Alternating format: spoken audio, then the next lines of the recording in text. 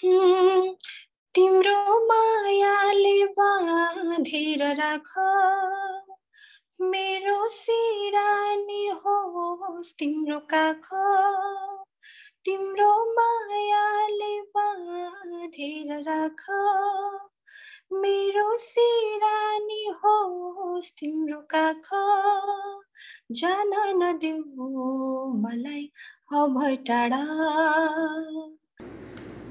जस्तै अब प्रेमको कुरा हामीले गऱ्यौँ होइन, जस्तै भनिन्छ नि अब महिला भएपछि यो इन्डस्ट्रिजहरूमा चाहिँ होइन, जस्तै अब साङ्गीतिक क्षेत्र होस्, फिल्मी क्षेत्र होस्, करियर विकास गर्ने क्रममा चाहिँ धेरै अब्स्ट्याकलहरू आउँछ। जस्तै गसिपको रूपमा पनि त्यसलाई बनाइएको छ। महिलाहरूले चाहिँ अब केही न केही कम्प्रोमाइज गरेर सम्झौता गरेर अगाडि बढ्या हुन्छ, उनीहरूलाई गाह्रो हुन्छ होइन। अब पुरुषले कुनै पनि पुरुषले तपाईँलाई केही एउटा प्रोजेक्ट दिँदाखेरि तपाईँमा केही एक्सपेक्ट गर्छ, अनि त्यो भएकोले महिलालाई चाहिँ यो इन्डस्ट्रीमा चाहिँ गाह्रो छ अलिकति अगाडि बढ्न भन्ने खालको गसिपहरू छ नि, त्यसमा तपाईँ कतिको विश्वास गर्नुहुन्छ? यो एकदम विश्वास गर्छु दाइ, मैले यो एकदम मैले पनि भोगेको कुराहरू हो। किन भन्दाखेरि मैले त फ्र्याङ्कली भन्ने होइन, जस्तै कस्तो हुन्छ भन्दाखेरि केटी मान्छेको कुरा गर्नु पर्दाखेरि जति नै ठुलो कुरा गरे पनि कस्तो हुन्छ भन्दाखेरि केटी मान्छेलाई चाहिँ चल्न जाने भने सजिलो पनि छ, अप्ठ्यारो पनि छ। र यो कुराहरू चाहिँ मैले कम्प्रोमाइज गर्न नसकेरै हो, म अलिकति ब्याक पनि सरेको। यदि सबै कुराहरू चाहिँ कम्प्रोमाइज यदि गरेर अगाडि बढ्नु थियो भने म धेरै माथि पुगिसक्थेँ होइन। किन भोलि किन अब अरूको नाम लिने होइन, त्यो चाहिँ धेरै मेरो जीवनमा पनि आएको। यस्तो खालको कति प्रस्तावहरू त मेरो लाइफमा आएको, कति गीतहरू रेकर्डिङ भयो, तर पछि बजारमा आउँदाखेरि अरूकै भोइसमा आउँथ्यो होइन।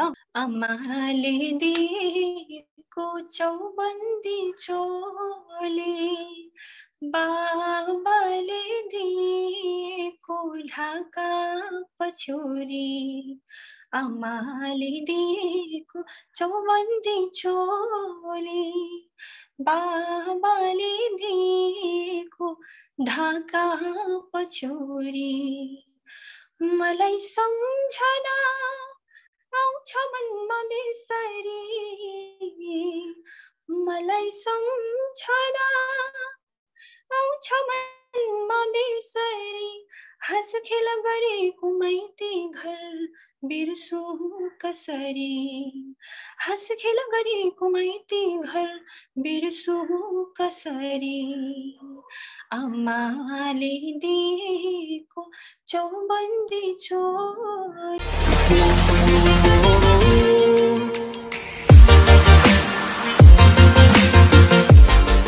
नमस्कार, समाज परिवर्तनको सम्भावक रेडियो रवि 107.7 मेगाहर्जको तरङ्गबाट प्रसारण हुने कार्यक्रम परिवर्तन लिएर आज पनि म देशराज नेबाङ हाजिर भइसकेको छु। र कार्यक्रम परिवर्तन रेडियो रवि 107.7 मेगाहर्जको तरङ्गबाट पूर्वाञ्चलका विभिन्न भूभागहरूमा तपाईँ सुन्न सक्नुहुन्छ भने हाम्रो अफिसियल फेसबुक पेज रेडियो रविबाट पनि विश्वको जुनसुकै कुनाबाट सुन्न सक्नुहुन्छ।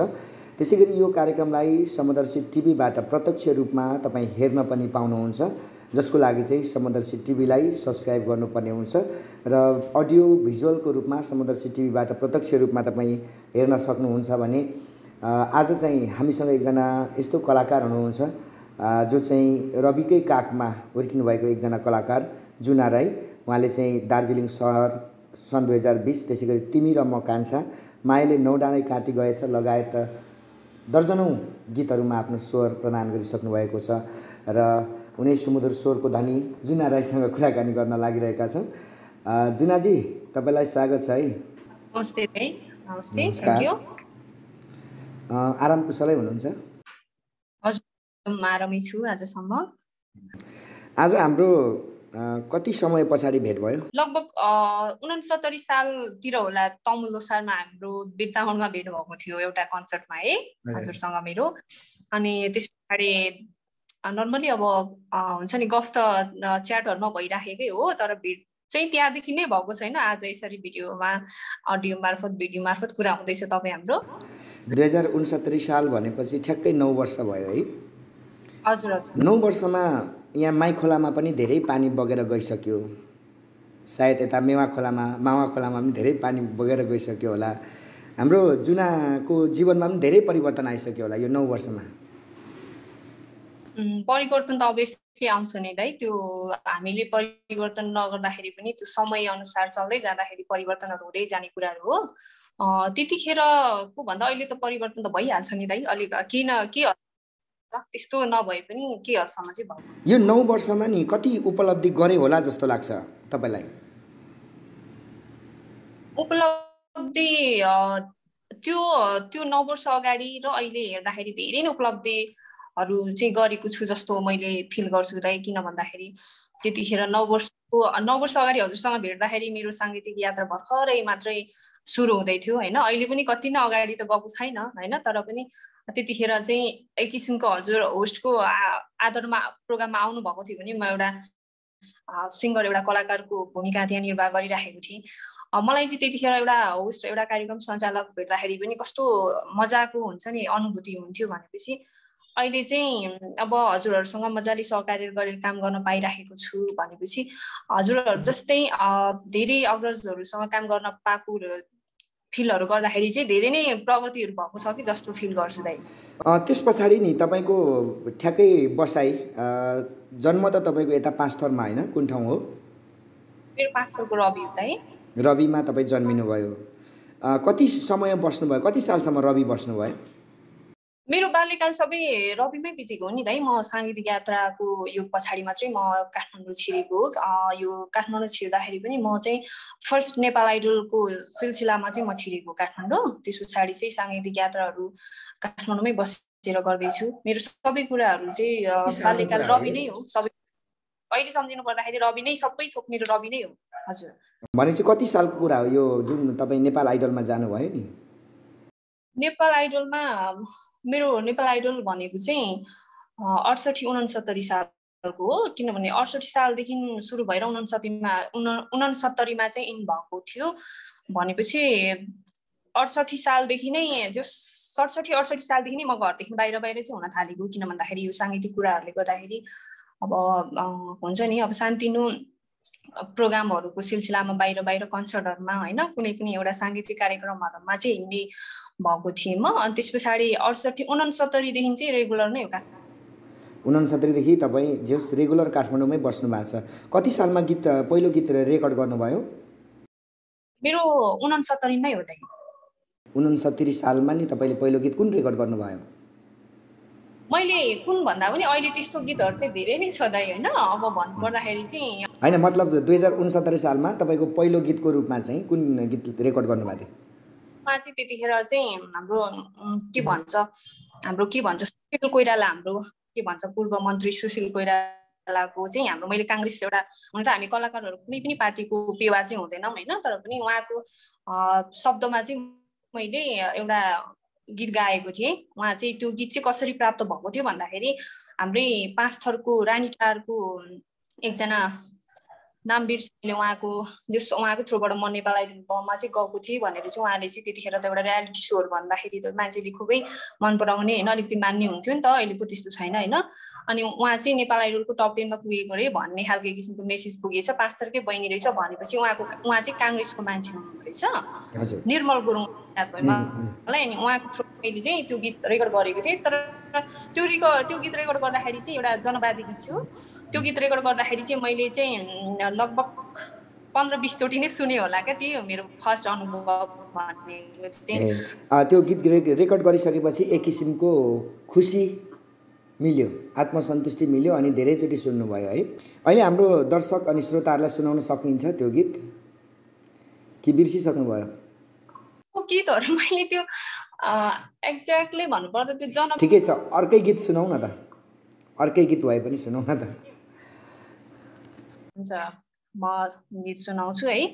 यो चाहिँ गीतहरू मैले धेरैवटा गीतहरू गाएँ होइन। अब गाउँदाखेरि पनि मैले चाहिँ गाउँदाखेरि धेरै रुचाइएको गीत चाहिँ अब हजुरले फर्स्टमै भनिहाल्नुभयो दार्जिलिङ सहर भनेर। अनि हाम्रो अर्को एकजना मेलिना राईको बहिनी जुनु राई हुनुहुन्छ, उहाँको गीत पनि भन्नुभएको थियो हजुरले, मिस्टेकली भन्नुभयो होला हजुरले होइन। त्यो गीतहरू मैले गाएको होइन, उहाँले नै गाउनु भयो।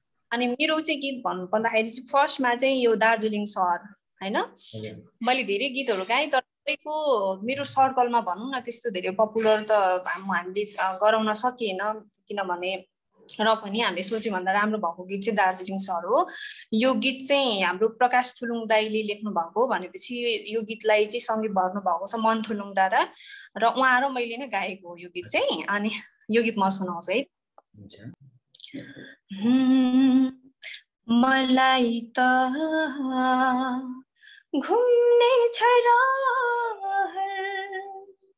तिमीसँगै दार्जिलिङ सहर, तिमीसँगै सानो रेलैमा हो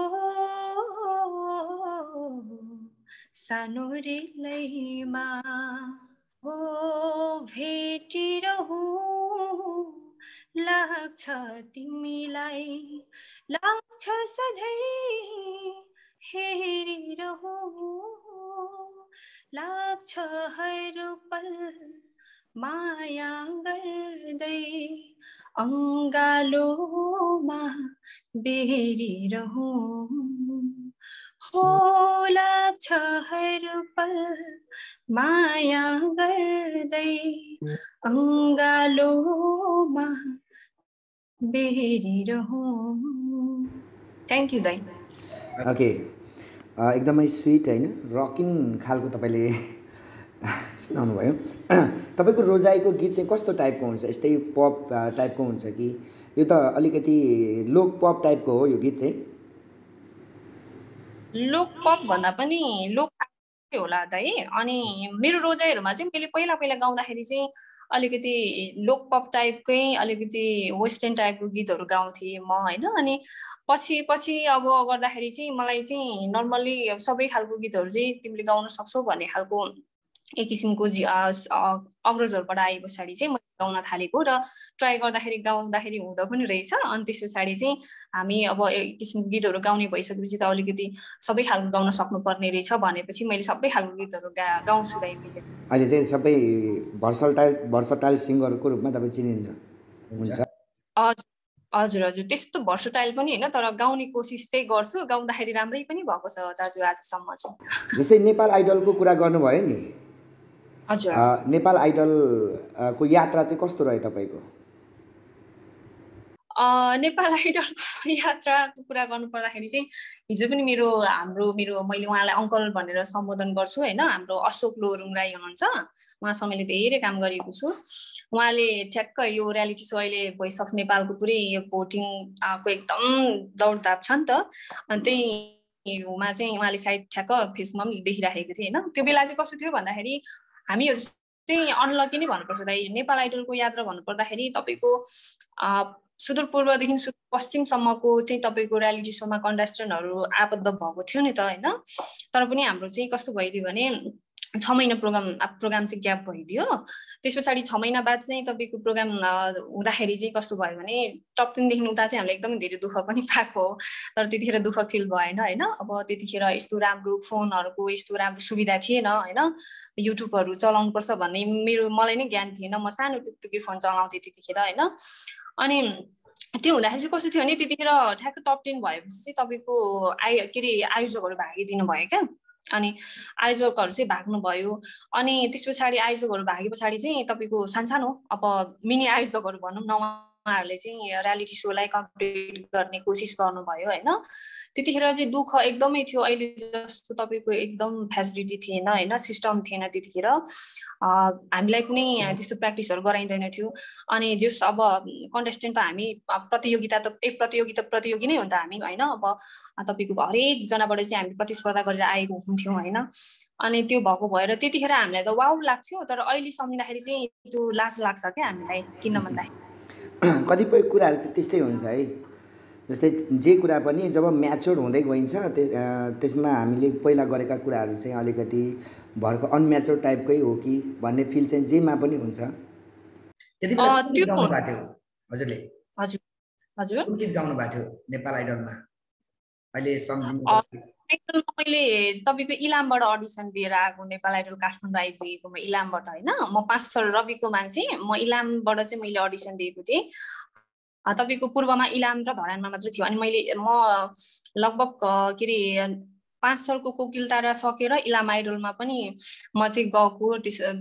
अब सेकेन्ड रनर अप भएकोले गर्दाखेरि त्यहाँको हाम्रो आयोजक दाजुहरूले चाहिँ ल तिमी चाहिँ नेपाल आइडलमा पनि जानुपर्छ है, नेपाल आइडलको अडिसन हुँदैछ भन्दै गर्दाखेरि त्यसरी चाहिँ म इलामबाट प्रतिस्पर्धा गरेर आएको थिएँ। कतिवटा गीत गाएँ भन्ने चाहिँ त्यो चाहिँ थाहा छैन। मैले फर्स्टमा गाएको गीत चाहिँ नेपाल आइडलको अडिसनमा गाएको चाहिँ मलाई याद छ एउटा गीत चाहिँ त्यस्तो धेरै याद छैन होला, याद छ जे होस्। अब मैले ज्ञानु राणाको गीत गाएको रहेछु होइन, त्यो गीतहरू गाइँदै मैले। ठिकै छ। हाम्रो साङ्गीतिक करियरको बारेमा धेरै कुरा गऱ्यौँ। जस्तै तपाईँको साङ्गीतिक करियरमा चाहिँ होइन गीतहरू रेकर्डिङ गर्दै जाने क्रममा अहिले यहाँसम्म आइपुग्दाखेरि आफूलाई चाहिँ मन परेको यो गीतले चाहिँ मलाई अलिकति मैले यो गीतलाई न्याय दिएँ, यो गीतले मलाई अलिकति चर्चामा ल्यायो भन्ने गीत तपाईँको लागि कुन रह्यो?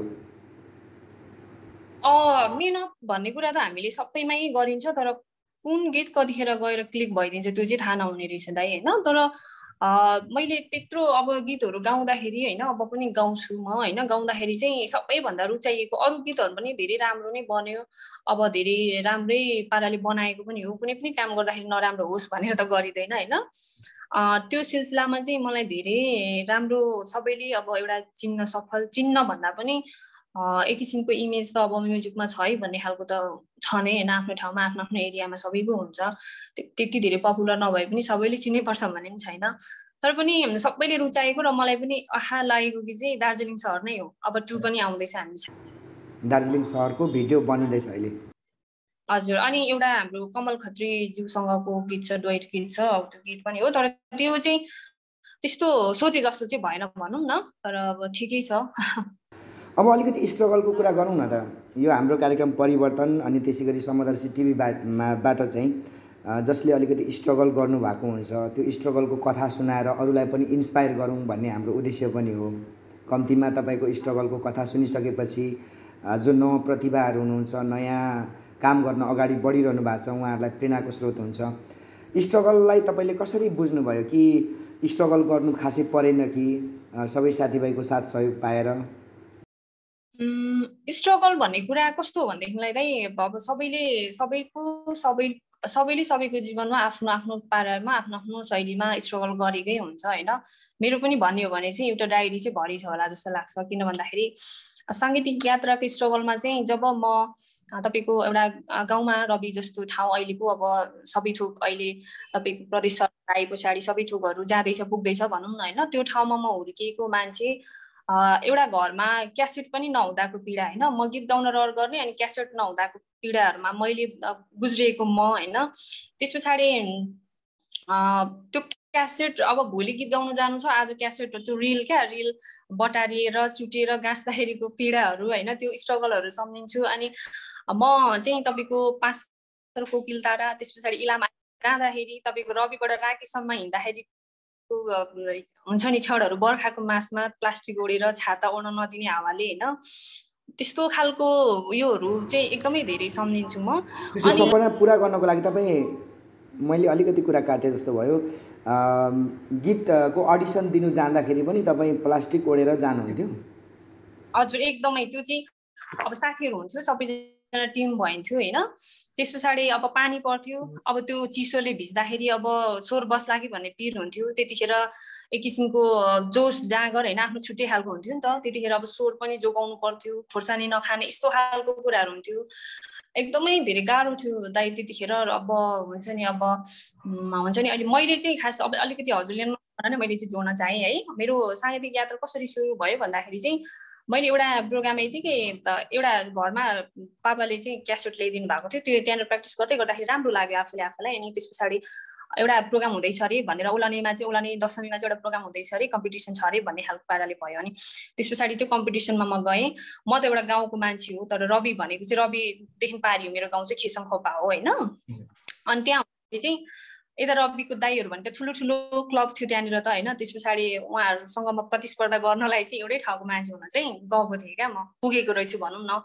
म उहाँहरूसँगै पढ्छु भनेर चाहिँ होइन, तर पनि उहाँहरूसँग गर्दै गर्दाखेरि चाहिँ म सेकेन्ड भएँ क्या। अनि त्यस पछाडिदेखि चाहिँ सबैले ओहो राम्रो गाउने रहेछ भन्ने खालको भनिदिनु भए पछाडि चाहिँ अब मैले पनि राम्रो गर्दै जाँदै गर्दाखेरि चाहिँ सबै ठाउँबाट राम्रै हौसलाहरू राम्रै पुरस्कारहरू पाउँदै म आइडलहरूसम्म पुगेको हो होइन।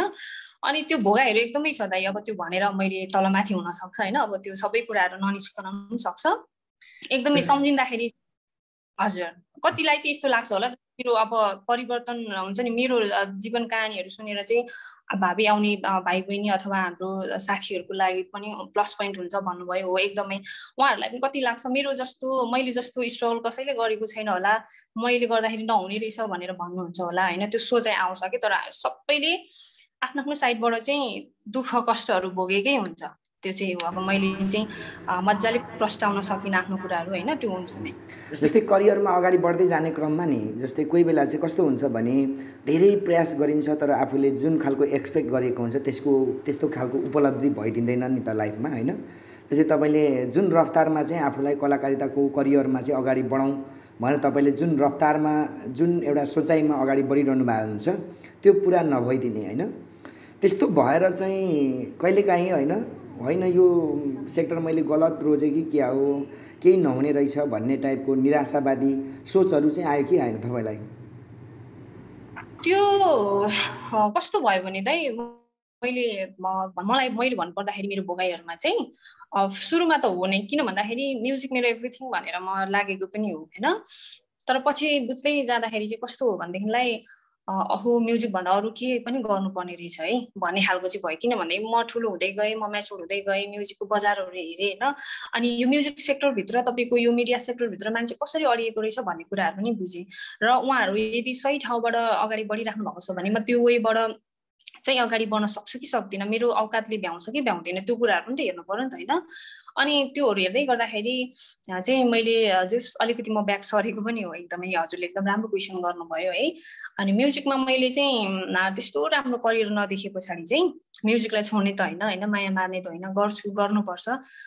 तर पनि मैले चाहिँ अलिकति ब्याक सरेर अरू पनि केही गर्न थालेको त्यस्तो हुन्छ। त्यो अलिकति त्यस्तो फ्रस्ट्रेसनै चाहिँ मलाई चाहिँ भएन, जस म म्युजिकमै के गर्नलाई आएको हो तर भएन, नहुने रहेछ भन्ने चाहिँ भएन। तर होइन मैले गर्नुपर्छ, तर ठिकै गर्नुपर्छ, तर मैले अरू पनि केही गर्नुपर्छ है भन्ने चाहिँ भन्नु हुँदै साइडमा केही चाहिँ गर्दै हुनुहुन्छ अहिले? हजुर हजुर।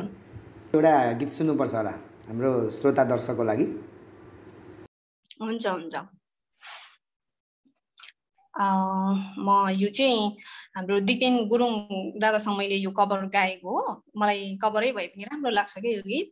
अनि भ्युर्सहरू पनि राम्रै भएको छ अनि राम्रै सबैले मन पराउनु भएको गीत हो, सबैले सुन्नु भएको गीत पनि हो। म यही गीत गाउँछु है त।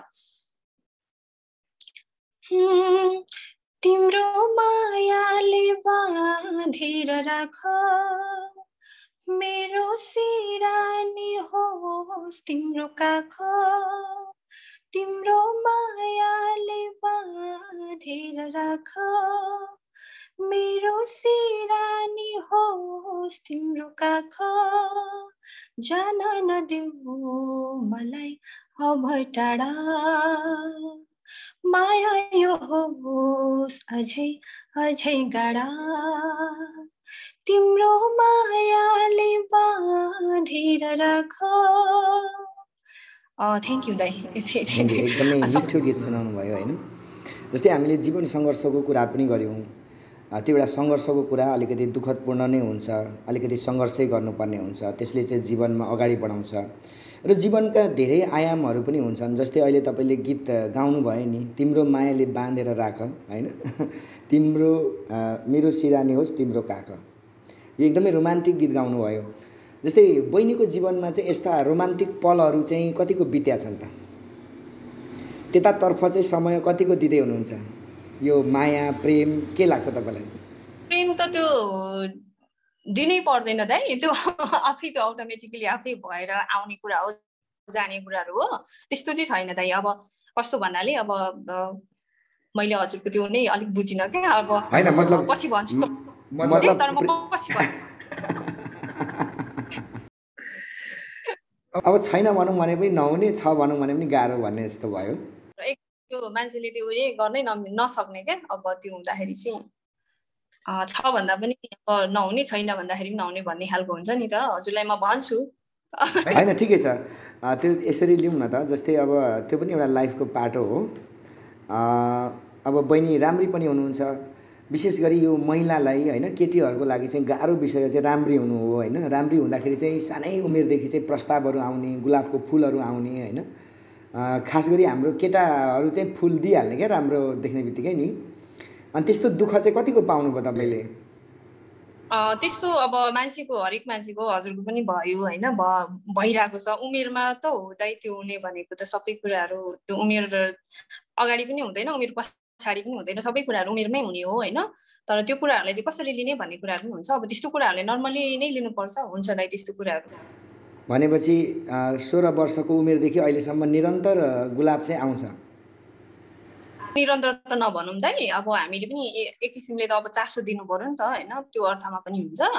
अब के भन्छ, अब चासो नभएपछि त्यस्तो कुराहरू खासै वास्ता पनि हुन्न रहेछ। अनि ठिकै हो दाइ, अब राम्रो भन्नुभयो त्यसको लागि थ्याङ्क यू। तर त्यति धेरै राम्रो चाहिँ होइन म, तर पनि हुन्छ नि अब एउटा उमेर छँदाखेरि सबैले अब त्यो त गरिहाल्छ, भनिहाल्छ नि दाइ, त्यो त भन्ने कुरा पनि हो कतिकै होइन।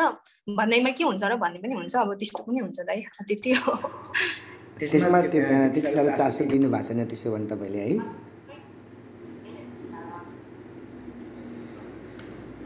जस्तै अब प्रेमको कुरा हामीले गऱ्यौँ होइन। जस्तै भनिन्छ नि अब महिला भएपछि यो इन्डस्ट्रिजहरूमा चाहिँ होइन, जस्तै अब साङ्गीतिक क्षेत्र होस्, फिल्मी क्षेत्र होस्, करियर विकास गर्ने क्रममा चाहिँ धेरै अब्स्ट्याकलहरू आउँछ।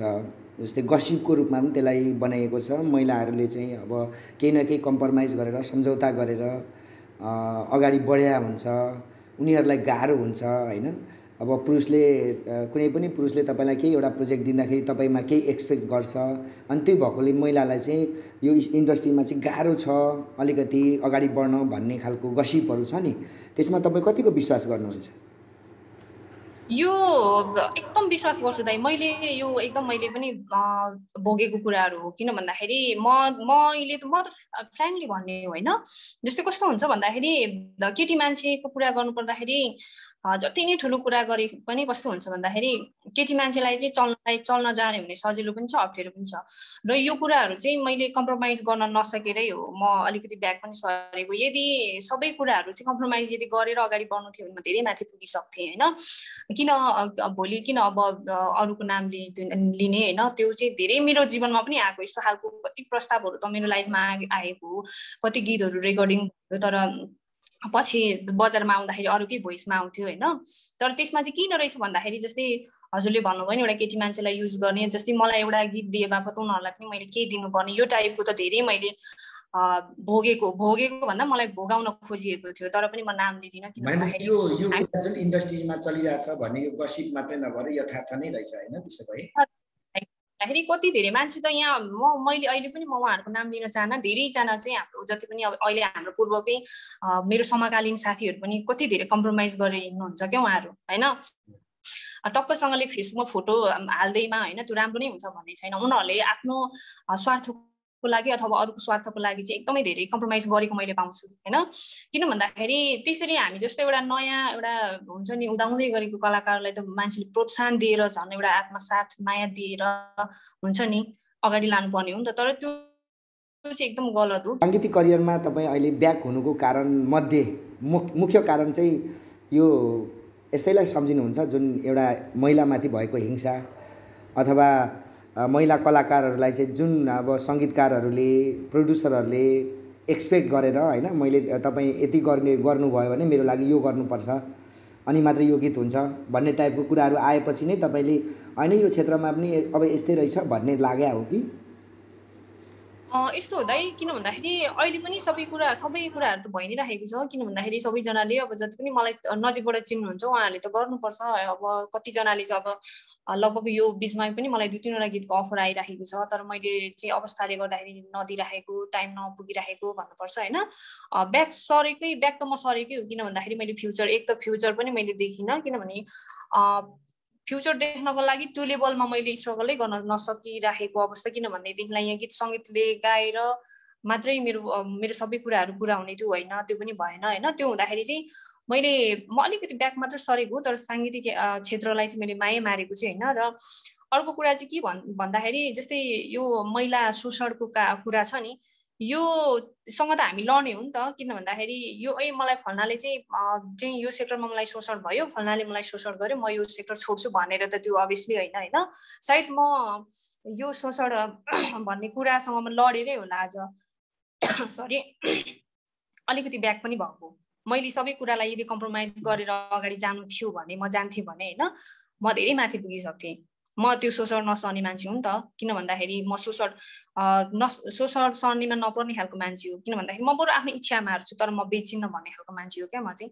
मान्छेले मलाई कसरी बुझ्छ त्यो मलाई थाहा छैन होइन, तर पनि सायद त्यो कुराहरूलाई मैले कम्प्रोमाइज गरेको भएदेखिलाई धेरै राम्रो राम्रो अपर्च्युनिटीहरू आएको हो क्या मलाई। तर पनि मैले त्यो जस्तै बहिनी एउटा एक्सपेक्टेसन हुन्छ नि, हजुर, महिला भइसकेपछि एउटा एक्सपेक्टेसन हुन्छ नि, जस्तै अब जुनसुकै कुरामा जुनसुकै करियरमा पनि अगाडि बढ्दाखेरि यस्तो नहोस्, यस्तो टाइपको कुराहरू होइन, यौन शोषणका कुराहरू नहोस्, महिला हिंसाका कुराहरू नआओस् भन्ने टाइपको हुन्छ नि। तपाईँलाई कस्तो इच्छा लाग्छ, कस्तो चाहिँ इन्डस्ट्री भयो भने चाहिँ राम्रो हुन्थ्यो?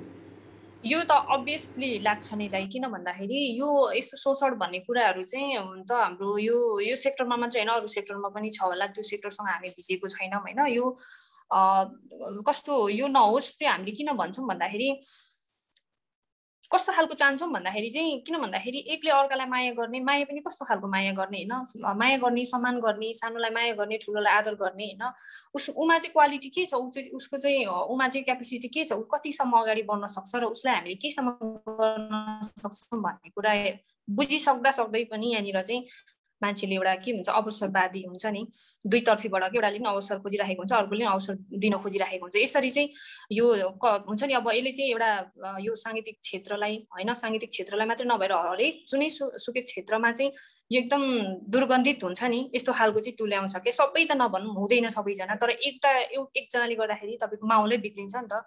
जस्तै यस्तो हुनुमा चाहिँ तपाईँ पुरुषको गल्ती मात्रै देख्नुहुन्छ कि त्यसमा महिलाहरूको पनि केही कमी कमजोरीहरू पाउनुहुन्छ? यसमा म के अरे पुरुषलाई मात्रै दोष दिन्न दाइ, किन भन्दाखेरि सबै कुराहरू चाहिँ तपाईँको चाहिँ हुन्छ नि। अब म नाम लिन पनि चाहन्न होइन, धेरै मान्छेहरू मैले अब देखिराखेकै मान्छेहरू हिजो उनीहरूसँग गाडीको भाडा गाडी चढ्दाखेरि भाडा तिर्ने पैसा हुँदैन, त्यो स्कुटर हुँदै उनीहरू आज कारमा हिँड्छ होइन, हाम्रै समकालीन साथीहरू होइन। तर त्यो चाहिँ कसरी भयो त होइन, उहाँहरूले त हामी जति फेरि प्रगतिको हिसाबले प्रगति पनि गर्नु भएको छैन होइन, त्यो चाहिँ कसरी भयो त भन्ने पनि हुन्छ। तर त्यसमा चाहिँ महिलालाई मात्र दोष दिने, पुरुषलाई मात्र दोष दिने भन्ने हुँदैन, दुवैतर्फीबाट हुन्छ। र यो दुवैतर्फीको एउटा सानो मिस्टेकले चाहिँ बजारै दुर्गन्धित भइराखेको हुन्छ क्या, त्यो चाहिँ हो। त्यसो गर्दाखेरि चाहिँ तपाईँहरूले पनि जस्तै अब आमा बुवाको छेउमा अथवा गार्जेनहरूको छेउमा गीत क्षेत्रमा त यस्तो हुन्छ, तिमीहरू गीतमा नलाग, त्यो गीत गाएर केही हुँदैन, यस्तो यस्तो भइरहेछ, फल्नाको छोरी यसरी हिँडिरहेछ, यो राम्रो होइन भन्ने खालको सन्देश जान्दाखेरि चाहिँ तपाईँहरूलाई पनि गाह्रो हुन्छ होइन? एकदमै गाह्रो चाहिँ पर्छ। किन भन्दाखेरि कस्तो हुन्छ भन्दाखेरि एक त म त्यो समुदायको मान्छे नै होइन, ताकि समुदायलाई त किन दोष दिनु, म त्यो फ्यामिलीको मान्छे नै होइन। जब कि म गीत गाउनु जानुको लागि मेरो पापासँग मैले पर्मिसन माग्नु पर्थ्यो, पापाले नदिएपछि मैले 2-3 घन्टासम्म मम्मीलाई फकाउनु पर्थ्यो क्या, त्यो सिचुएसनबाट म आएको हो नि त।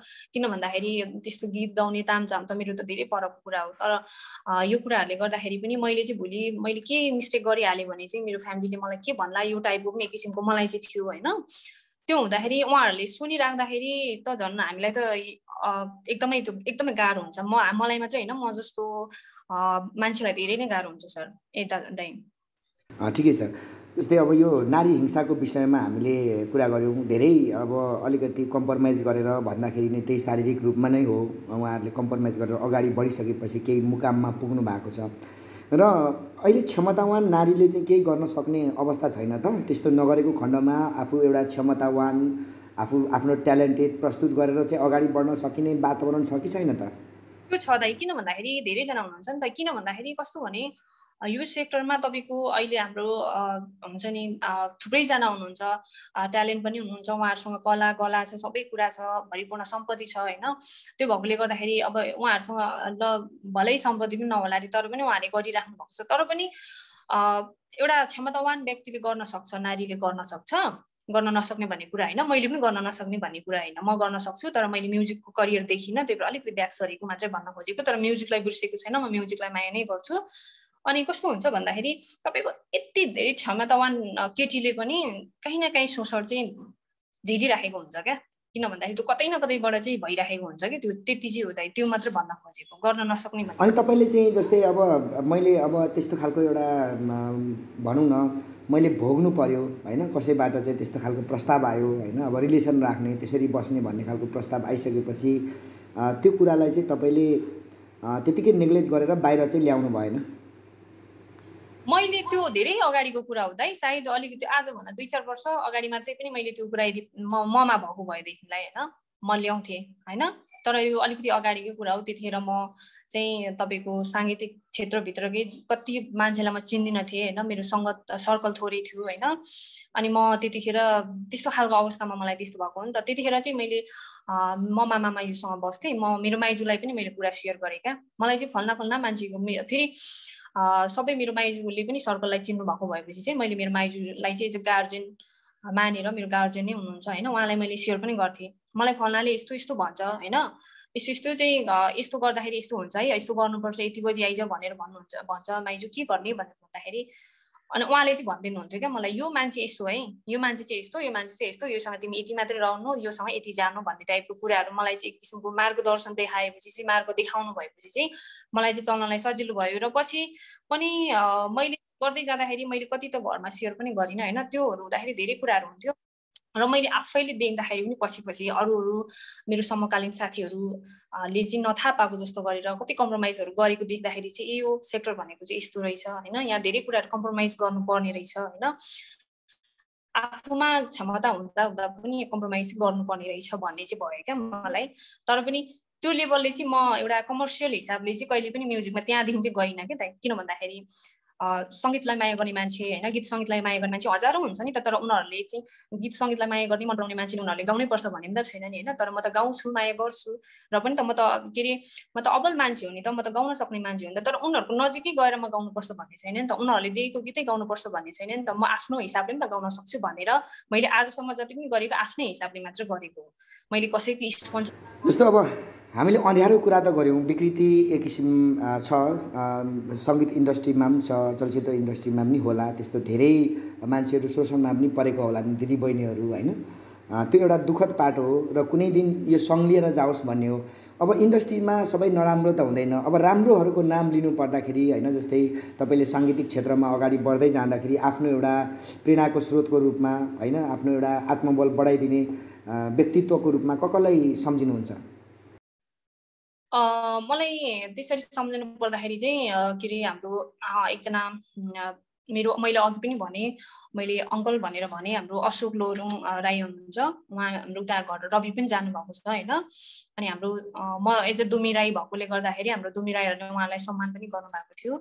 उहाँ अङ्कल चाहिँ मैले मेरो आफ्नो अङ्कल हुन्छ नि, अङ्कलै मान्छु। उहाँले पनि मलाई एकदमै धेरै हौसला दिनुहुन्छ, उहाँहरूसँग धेरै अन्तर ब्यान्डमा रहेर काम गरेँ होइन।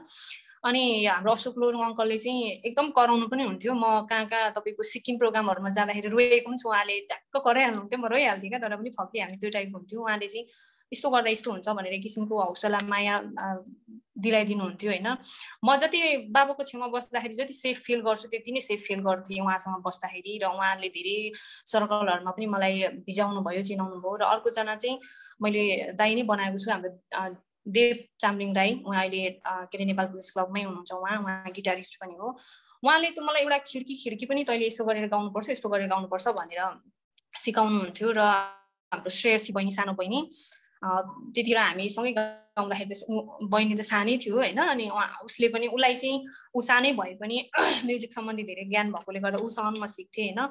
अनि त्यस्तो धेरै व्यक्तित्वहरू हुनुहुन्छ जसले गर्दाखेरि चाहिँ नजिकमा रहेकोमा, नजिक भएर मैले काम गर्दाखेरिको मात्रै मैले भनेको हो। र त्यस्तो व्यक्तिहरू धेरै नै हुनुहुन्छ, जस्तै अब म्युजिक सेक्टरको मात्रै नभएर मैले हाम्रो रवि तिरकै हाम्रो मेरो अग्रजहरू हुनुहुन्छ, उहाँहरूले मलाई कतिले खुट्टा तान्ने कोसिस गर्नुभयो, कतिले चाहिँ मलाई हौसला दिने कोसिस गर्नुभयो होइन। एउटा सिडी चढ्दै गर्दाखेरि ल है त हात थामेर तिमी अगाडि जाऊ है भनेर भन्ने खालको व्यक्तिहरू पनि हुनुहुन्छ। म्युजिक सेक्टरमा पनि धेरैजना व्यक्तित्वहरू हुनुहुन्छ, उहाँहरूको अब म नाम लिनै सक्दिनँ होइन। अहिले विशेष भन्नुपर्दा हाम्रो शिलाबहादुर मुक्तान, हाम्रो कुन्ती मुक्तानको हस्बेन्ड, उहाँहरूले कुन्ती म्यामहरूले पनि एकदमै धेरै मलाई चाहिँ हुन्छ नि प्रेरणा, माया, तिमीले गर्न सक्छौ है भन्ने खालको चाहिँ गराउनु भएको छ। त्यसरी तपाईँ साङ्गीतिक क्षेत्रमा अगाडि बढिरहनु भएको छ। अब भनौँ न, अब उपरान्त आगामी दिनहरूमा चाहिँ हाम्रो जुना राईले चाहिँ के कस्ता म्युजिकहरू दिने प्लान बनाउनु भएको छ अनि तपाईँ आफै पनि एक सुन्दर युवती पनि हुनुहुन्छ जसले चाहिँ आफ्नै म्युजिक भिडियोहरू आफै मोडलिङ गर्दाखेरि पनि हुने टाइपको हुनुहुन्छ होइन यता मोडलिङतिरको विचार कस्तो छ मैले एकैचोटि दुईवटा क्वेसन सोधेँ दुईवटा क्वेसन सोध्नु भयो दाइ होइन म ठिकै छ मोडलिङ सेक्टर भनेको चाहिँ यस्तो हो दाइ कसो हो भन्दाखेरि धेरैजनाले भन्नु पनि भएको हो तिमी यति राम्रो गीत गाउँछौ होइन तिमीले आफ्नो गीतमा आफै मोडलिङ गर्दा हुँदैन र भन्ने खालको हुँदैन र भनेर चाहिँ क्वेसन मार्क जुन दिनुहुन्थ्यो क्या अनि त्यो सन्दर्भमा चाहिँ के भन्छु भन्दाखेरि मलाई अब कुन अर्थमा राम्ररी देख्नुहुन्छ होइन राम्ररी भएर मात्रै भएन नि त जस्तै क्यामेरा अगाडि गएपछि त काम सुरु हुन्छ नि त त्यो गर्न सक्नु पर्यो एक होइन भोलि गएर ब्याजेटको पोका नहुनु त्यो दुई भइहाल्यो होइन त्यो हुँदाखेरि चाहिँ म आफूले चाहिँ कहिले पनि त्यो मोडलिङ सेक्टरमा सोचेको छैन किन भन्दाखेरि म गीत गाउनलाई मैले धेरै कुरालाई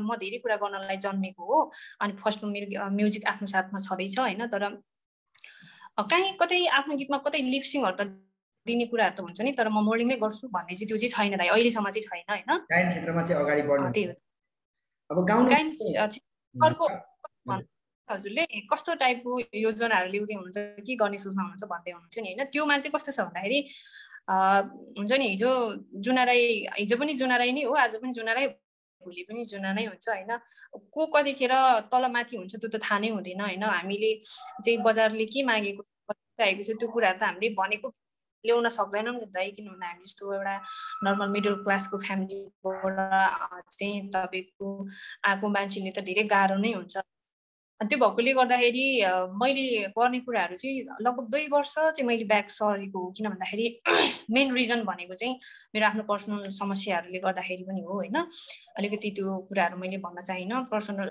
गर्दाखेरि अलिकति ब्याक पनि सरेको र अर्को कुरा चाहिँ योजनाहरू चाहिँ धेरै नै छ सङ्गीतप्रति जस्तै धेरै गीतहरू कम्पोज भएर बसेको छ होइन तपाईँको म्युजिक भिडियोहरू रेडी भएको छ फुटेजहरू थन्केर बसेको छ होइन त्यो हुँदाखेरि मलाई चाहिँ किन हतार लागेन भन्दाखेरि हतार गरेर चाहिँ के गर्ने त मलाई त भाइरल हुनु छैन नि त होइन म त गीत सङ्गीतमा अडिराख्नु छ नि त मलाई भाइरल भएर 24 घन्टा भाइरल भएर मलाई हराउनु छैन नि त 24 महिना हराउनु छैन नि त त्यो भएकोले गर्दाखेरि म चाहिँ बरु रहिरहन्छु होइन बिस्तारै गर्छु भनेर चाहिँ सोचिराखेको हो दाइ मैले चाहिँ जस्तै तपाईँले कभर सङहरू पनि गर्नुभयो है बिचमा हजुर हजुर साँझ परेपछि हजुर तपाईँले कभर गर्नु भएको छ होइन हजुर बहिनीको आवाजबाट नि यो गीत सुन्न मन लाग्यो एकदम यो रोमान्टिक टाइपको छ होइन मायालु टाइपको अनि त्यो साँझसँगै हराउने टाइपको छ नि काश मेरो पनि भोइस राम्रो भएकोदेखि भए छतमा निस्केर गोधुली साँझ परेपछि नि लैलै भन्ने गीत गाउँथेँ होला सायद है ओके बहिनीको सुमधुर आवाजमा एकचोटि सुनौँ न हुन्छ दाइ थ्याङ्क यू है हजुरले पनि गाउनु हुँदा चाहिँ राम्रै हुन्छ किनभने हजुरको पनि आवाज एकदमै मिठो एकदमै राम्रो छ है गीत गाउँदाखेरि अभियसली राम्रै हुन्छ भन्ने मैले पनि सोचेँ है म हुन्छ गीत चाहिँ कभर गीत हो म र पनि एकदम पपुलर गीत भनौँ न चलेको गीत हो म गाएर सुनाउँछु है त साँझ परेपछि नि लैलै याद आउँछ तिम्रो धेरै मनभित्र कोठामा साँझ परेपछि नि लैलै याद आउँछ तिम्रो धेरै मनभित्रको गुप्त कोठामा तिमी नै भन न म के गरौँ तिमी बिना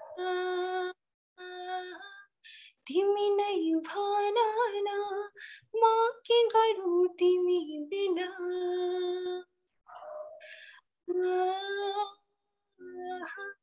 तिमी नजिक आऊ न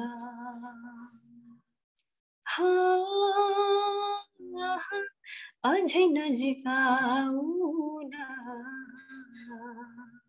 साँझ परेपछि नि लैलै थ्याङ्क यू दाइ एकदम ग्रेट छ है म त कता त्यो 16 वर्षे जवानीतिर पो फर्किरहेको क्या माथि त्यो मरब क्याम्पसको चिया बगानमा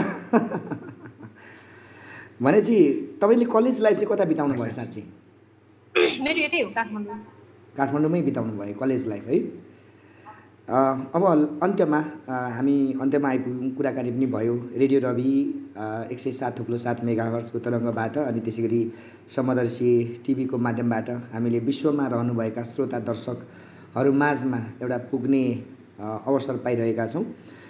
अब अलिकति तपाईँको परिवार भनेर धेरै पटक कुरा पनि गर्नुभयो, मिस पनि गर्नुभयो होला होइन। जस्तै तपाईँ अहिले चाहिँ काठमाडौँमा रहनु भएको छ हिजो आज। तपाईँको चाहिँ रवि कुन ठाउँ भन्नुभयो? मेरो रवि साबिक रवि 4 हो, अहिले मिक्लाजुङ 4 नै हो। जस रवि बजार र त्यो गाउँको नाम के भन्नुभयो तपाईँले? केसाङखोपा। हजुर हजुर केसाङखोपा हो। खेसाङखोपा मैले नाम चाहिँ सुनेको। यो हिकुनम्बादेखि चाहिँ कतातिर पर्छ खेसाङखोपा भनेको चाहिँ? हिकुनम्बा र खेसाङखोपाको बिचमा हो बजार चाहिँ, रवि बजार चाहिँ। हिकुनम्बा भनेको चाहिँ बजारदेखि लेफ्टतिर पर्छ, खेसाङखोपा चाहिँ राइटतिर पर्छ। खेसाङखोपा चाहिँ राइटतिर। म हिकुनम्बातर्फ चाहिँ गएँ, यसो खेसाङखोपातिर चाहिँ गइनँ चाहिँ है। अनि त्यो गाउँघर सम्झिँदा तपाईँलाई कस्तो लाग्छ? त्यो गाउँघर कतिको रमाइलो लाग्छ तपाईँलाई चाहिँ? सबैलाई गाउँघर त रमाइलो लाग्छ होइन? भनौँ त्यो मेरो गाउँघर हो, म जन्मेको हुर्केको मेरो ठाउँ हो होइन। आफ्नो गाउँघर जति नै नराम्रो, अरूले तेरो गाउँ त कति नराम्रो भनेर भन्दा पनि आफू जन्मेर हुर्केको ठाउँहरू अभियसली राम्रो लाग्छ। र म त्यो ठाउँदेखि, त्यो मेरो गाउँदेखि, मेरो रविदेखि चाहिँ मैले आफ्नो साङ्गीतिक करियरहरू सुरु गर्दै आएको होइन। म कसरी सम्झिन्छु भन्दाखेरि एक किसिमले भन्ने हो भने म मेरो ठाउँलाई हेभेन सम्झिन्छु होइन। अर्को ठाउँ भन्ने अर्को सम्झिने हो भन्दाखेरि त्योभन्दा अरू धेरै वर्णन गर्ने ठाउँै छैन। किन भन्दाखेरि त्यहाँको परिवेश, त्यहाँको माहौल होइन एकदमै राम्रो छ। अब हामीले त अब म त बच्चैदेखि अझ हुर्केर आएर म यहाँ बस्दाखेरि मलाई 1 वर्ष बिताउनलाई एकदमै गाह्रो हुन्छ, कहिले घर जान पाए हुन्थ्यो भन्ने टाइपको हुन्छ होइन। एकदम सम्झिन्छु दाइ एकदमै। अनि आमा बाबा ले चाहिँ कतिको प्यार गर्नुभयो? त्यो त क्वेसनै हुँदैन नि, अभियसली आमा बाबाले धेरै माया गर्नुहुन्छ होइन। होइन यस्तो हुन्छ दाइ, त्यो प्यार गर्नु भएन, यो हजुरले पनि आफैले फिल गरिहाल्नु भयो होइन। यो क्वेसन गर्नु नै गलत हो, जो कहिले पनि हजुरलाई मात्रै होइन होइन। त्यो चाहिँ कस्तो हुन्छ भन्दाखेरि कसैलाई चाहिँ यस्तो हुन्छ, अब मेरो नानी मेरो बाबु ला ला भन्ने खालको हुन्छ होइन। कसैलाई चाहिँ ढाडाखुडु खालको हुन्छ। मेरो चाहिँ ठ्याक्क मेरो आमा बाबु चाहिँ त्यो टाइपको हो। फेरि नानी यस्तो भन्ने खालको चाहिँ होइन। माया त अभियसली हरेक आमा बाबुले गरि नै हाल्नुहुन्छ होइन, हरेक छोराछोरीले गरि नै हालिन्छ होइन। त्यस्तो खालको त्यो माया कतिको भन्ने कुरा चाहिँ त्यसमा चाहिँ त्यो शब्द नै छैन क्या, कति मैले एन्सर दिने भन्ने पनि। जस्तै अब हुन्छ नि, अब कसैले चाहिँ माया गरेर नानी बाबु भन्दै काखमा खेलाउने, अब प्याउले बनाउने टाइपको पनि हुनुहुन्छ, त्यो पनि एक किसिमको माया नै हो। तर कसै बुवा आमाले चाहिँ त्यस्तो खालको गर्नुहुन्न होइन। एकदम स्ट्रिक्टली बोल्ने, स्ट्रिक्टली काम अराउने, स्ट्रिक्टली चाहिँ अगाडि बढाउने, तर भित्र त माया छँदै हुन्छ नि। त्यो त सबै मायाकै कारणले त हो होइन। त्यो त आफ्नो आफ्नो स्वभाव हो। माया गर्दैमा चाहिँ अब बहिनी भन्नै पर्छ भन्ने चाहिँ हुँदैन है। ओके, रमाइलो भयो आज यो कार्यक्रमबाट, हाम्रो रेडियो रविको कार्यक्रमबाट।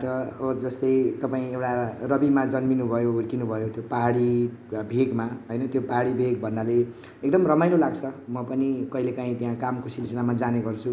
त्यहाँको वातावरण होइन, शीतल, त्यहाँको चिसो हावा, चिसो पानी, अनि नागबेली आकारले घुमेका बाटाहरू अप्ठ्यारै भए पनि रमाइलो हुन्छ होइन। त्यो गाउँमा रहनुभएका तपाईँको श्रोता साथीभाइ, आमा बुवालाई कसरी सम्झिनुहुन्छ यो रेडियो रवि अनि समदर्शी टिभीबाट?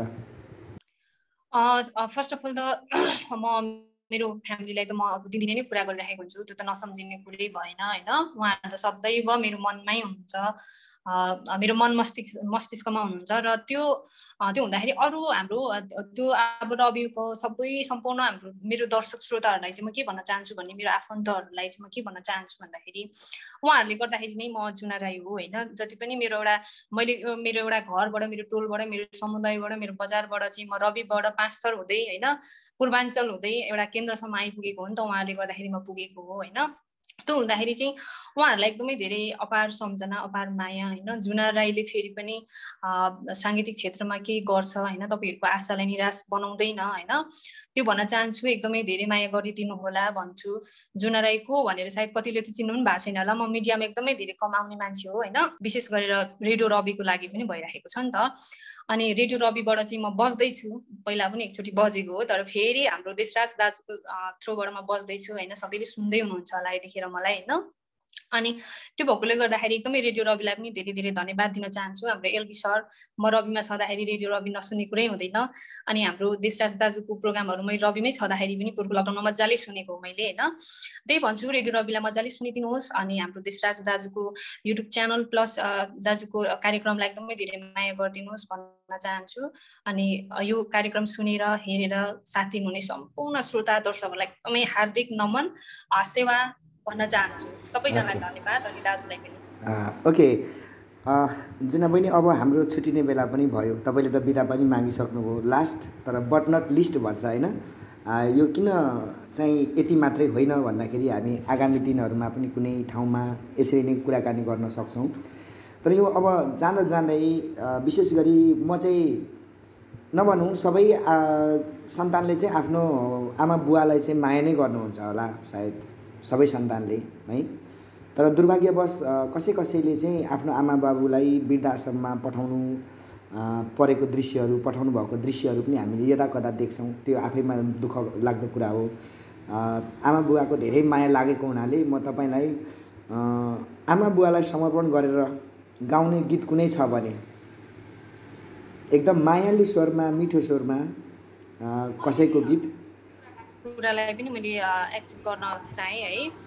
त्यो अर्थमा चाहिँ मेरो बाउ आमालाई त म त्यसरी मैले मेरो सपनालाई मारेर मेरो पापा आमाको लागि म उभिने मान्छे हो। किनकि मेरो पापा अहिले हुनुहुन्न होइन, बित्नु भएको लगभग 3 वर्ष क्रस भएर 4मा लाग्दैछ भर्खरै। त्यो हुँदाखेरि मैले अघि हजुरलाई मैले भन्न खोजेको थिएँ नि, म अलिकति ब्याक सरेको छु भन्दाखेरि मेरो पापा चाहिँ 2075 सालमा चाहिँ एक्सिडेन्ट हुनुभएको थियो। मेरो पापा लगभग 14-15 महिना चाहिँ व्हिलचेयरको सहायता लिएर बस्नु भएको थियो। र त्यतिखेर चाहिँ म मेरो पापासँग एभ्री डे एभ्री टाइम म आफूले सक्ने टाइम मैले दिएर बसेको होइन। त्यो हुँदाखेरि त्यो आमा बाउको बारेमा एक्सप्लेन गर्ने कुनै शब्द नै छैन मसँग चाहिँ। म आफूले भोकै बसेर भए पनि आफ्नो सपनालाई चाहिँ मारेर चाहिँ म अलिकति इमोसनल पनि भएँ है। त्यसरी गर्ने खालको मान्छे हो म चाहिँ। र धेरैले सायद बुझ्नु पनि भएको छ। र यो गर्नु पनि पर्छ। मैले मात्रै होइन, मैले कुनै ठुलो काम गरेको होइन। भोलि गएर चाहिँ जति पनि हजुरले अघि कुरा जोडिहाल्नु भयो, जुन वृद्धाश्रमको कुरा जोड्नु भयो नि, त्यो खालको समुदायलाई पनि एउटा राम्रो मेसेज जाओस् भन्ने मेरो चाहिँ आफ्नो धारणा हो। र मैले मेरो पापासँग मैले बिताउँदाखेरिको क्षणहरू, मेरो पापाको पीडाहरू, मेरो पापाको दुखाइहरू सम्झिँदाखेरि मैले सबै कुराहरू फिल गरेको छु। र मैले अघि पनि भने आमा बाउको बारेमा चाहिँ एक्सप्लेन गर्ने कुनै शब्द नै छैन मसँग। म त्यतिसम्म चाहिँ यति चाहिँ हो, म आफू मरेर भए पनि उहाँहरूलाई बचाउन सक्ने खालको ममा एक किसिमको दम चाहिँ आँट चाहिँ छ, त्यति चाहिँ हो। र हजुरले मलाई यति कुराहरू सम्झाइदिनु भयो है। म यो कुरा भन्न खोजिरहेको थिइनँ, तर पनि भने होइन। यो कुराहरू चाहिँ अब नभन्नुपर्ने कुराहरू पनि हुन्छ कति त होइन। मैले भने केही छैन, सबैलाई थाहा भएको कुरा नै हो। एउटा आमा बाउलाई समर्पित गरेर म एउटा गीत गाउँछु। यो मेरो आफ्नो गीत होइन, तर यो गीतहरू गाएर म धेरै अगाडितिर एउटा तपाईँको रियालिटी सोहरूमा चाहिँ मैले धेरैचोटि गाएको गीतहरू पनि हो। त्यति धेरै शब्दहरू याद छैन अहिले मैले। ठिकै छ, अब हामी गीततर्फ लागौँ है। हुन्छ हुन्छ हुन्छ हुन्छ, म गाएँ है त। आमाले दिएको चौबन्दी चोली, बाबाले दिएको ढाका पछ्यौरी, आमाले दिएको चौबन्दी चोली, बाबाले दिएको ढाका पछ्यौरी, मलाई सम्झना आउँछ मनमा बेसरी, मलाई सम्झना आउँछ मनमा बेसरी, हाँस खेल गरेको माइती घर बिर्सु कसरी, हाँस खेल गरेको माइती घर बिर्सु कसरी, आमाले दिएको चौबन्दी चोली। थ्याङ्क यू दाइ। ओके, एकदमै वास्तवमा यो एउटा प्रेमको गीत हो। आमाले जुन किसिमको चौबन्दी चोली नै नदिए पनि आमाले दिनुभएका हरेक चिजहरू चौबन्दी चोली जस्तै प्रिय छन् होइन। फेरि पनि कुराकानी गर्दै गरौँला। आज चाहिँ मलाई चाहिँ कस्तो फिल भयो भने हामीले आज चाहिँ कुराकानीको अब चाहिँ सुरुवात हुन्छ कि जस्तो लाग्यो मलाई। कार्यक्रमको अन्त्यमा आएपछि चाहिँ अब चाहिँ खास कथा सुरुवात होला, अब चाहिँ खास कुरा निस्केला जस्तो भइरहेको छ क्या मलाई चाहिँ। फेरि कुनै दिन कुरा गरौँला। तपाईँको जुन साङ्गीतिक यात्रा छ उज्जवल भएर जाओस्, धेरै श्रोता दर्शकको मन मन्दिरमा चाहिँ सजिलो पुगोस् र अझै मेहनत गर्दै जानुहोला, अझै सङ्घर्ष गर्दै जानुहोला हैन। तपाईँलाई सफलताको धेरै धेरै शुभकामना छ। आदरणीय श्रोता, अहिले तपाईँ सुन्दै हुनुहुन्छ समाज परिवर्तनको संवाहक रेडियो रवि 107.7 मेगाहर्जको तरङ्गबाट प्रसारण हुने कार्यक्रम परिवर्तन। र कार्यक्रम परिवर्तन चाहिँ समदर्शी टिभीबाट पनि तपाईँले हेर्दै हुनुहुन्छ। यदि तपाईँले समदर्शी टिभीको माध्यमबाट हेर्दै हुनुहुन्छ भने कहिलेकाहीँ रेडियो रवि 107.7 मेगाहर्जको तरङ्गमा चाहिँ ट्युन गर्नुहोला। त्यसै गरी तपाईँले रेडियो रवि सुन्दै हुनुहुन्छ भने समदर्शी टिभीमा चाहिँ हाम्रो जुना राईको प्रत्यक्ष हँसिलो मुहार तपाईँले हेर्न पाउनुहुन्छ। त्यहाँनिर गएर सब्सक्राइब गर्नुहोस्, युट्युब च्यानलमा गएर समदर्शी टिभी भनेर सर्च गर्नुहोस् हैन। अनि त्यस पछाडि जुना राई बहिनीको मधुर मुस्कान, एकदमै मिठो मुस्कान सहितका मिठा मिठा बोलीहरू अनि मिठा मिठा गायनहरू चाहिँ प्रत्यक्ष हेर्न सक्नुहुन्छ। हामीलाई सब्सक्राइब गर्नुहोस्, लाइक गर्नुहोस् अनि रेडियो रवि ट्युन गर्नुहोस्। कार्यक्रम सुनेर अनि हेरेर साथ दिनुभयो सम्पूर्ण श्रोताहरूलाई अनि समदर्शी टिभीका लागि छायाङ्कन प्लस दृश्य सम्पादनको रूपमा एकदमै मिहिनेतका साथ दिनु भइरहेको छ सुरज जबेगु लिम्बुले। उहाँलाई पनि हृदयदेखि नै धेरै धेरै धन्यवाद। यसरी नै आगामी दिनमा पनि साथ दिइरहनुहोला भन्न चाहन्छु र सम्पूर्ण श्रोताहरूलाई पनि यसरी नै साथ दिँदै जानुहोस्। आगामी दिनमा फेरि पनि एउटा नयाँ प्रसङ्ग अनि नयाँ उत्प्रेरणाको कुरा लिएर हामी उपस्थित हुनेछौँ भन्दै आजका लागि आजका अतिथि जुना राईजीलाई पनि धेरै धेरै धन्यवाद भन्दै आजका एलबीजीलाई पनि धेरै धेरै धन्यवाद छ, प्रविधि संयोजनमा साथ दिनुभयो। र आजको अतिथि कलाकार जुना राईजीलाई पनि धेरै धेरै धन्यवाद भन्दै आजको अतिथि जुना राईसँगै म कार्यक्रम प्रस्तुता देशराज नेम्बाङ पनि बिदा हुन्छौँ। हस्त, नमस्ते, फेरि भेटौँला।